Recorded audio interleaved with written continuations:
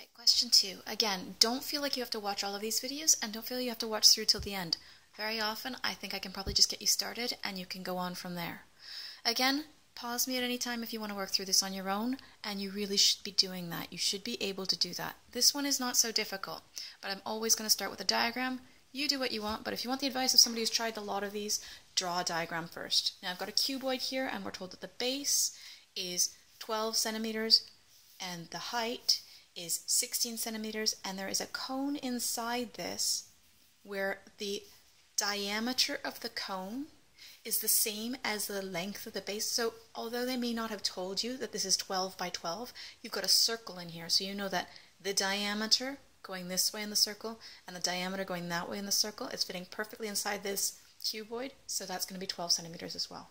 So this is 12 centimeters. Okay, this cone has the point in the center, which is right up to the top of this rectangular prism or this cuboid. So that means I know the height of this cone as well.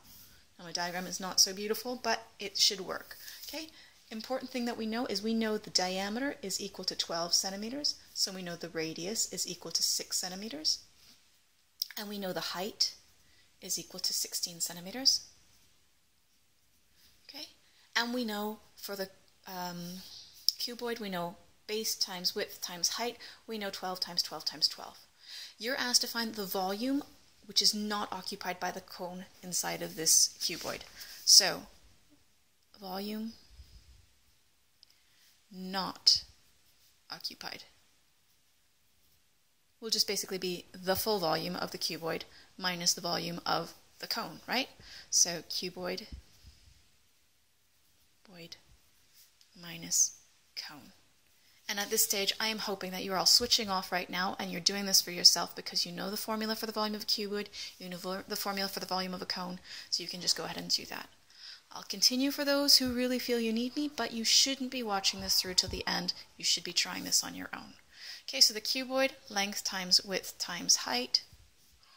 The cone is the area of the base, pi r squared, times the height, divided by 3. I've got all of my values already. I know the length is 12, the width is 12, the height is 16, and I know all of the measurements I need for the cone as well. I know the radius is 6, half of the 12 squared, plus times the height. The height is 16 divided by 3. Okay, so I'm going to need my calculator for this. 12 times 12 times 16. 2,304 minus pi times 6 squared times 16 divided by 3. Now I'm going to leave the pi out of this calculation just to see if this works out to be something that simplifies nicely. So I'll do 6 squared times 16 divided by 3. It's exactly 192 pi. So if I wanted to answer in exact values, that would be 2,304 minus 192 pi. If I want to work that out as 3 significant figures, I will do 2304 minus 192 times pi. And my calculator knows how to work. Scientific calculators know how to work using order of operations, so it's going to do this multiplication before it does the subtraction. Okay, and that's going to be 1,700.8, 1,700.8. Now, if I want to round that to 3 significant figures, which is generally what I'm asked for, that's going to be the 1, the 7, and that 0 is significant because it has other non-significant or other significant numbers after it. It's not a trailing 0. So 3 significant figures would be 1,700. I need to have the right place value there. Now this is in centimeters. This is a volume that's not occupied, so this is in centimeters cubed, 3-dimensional measure for a 3-dimensional shape. Okay, volume. Unoccupied.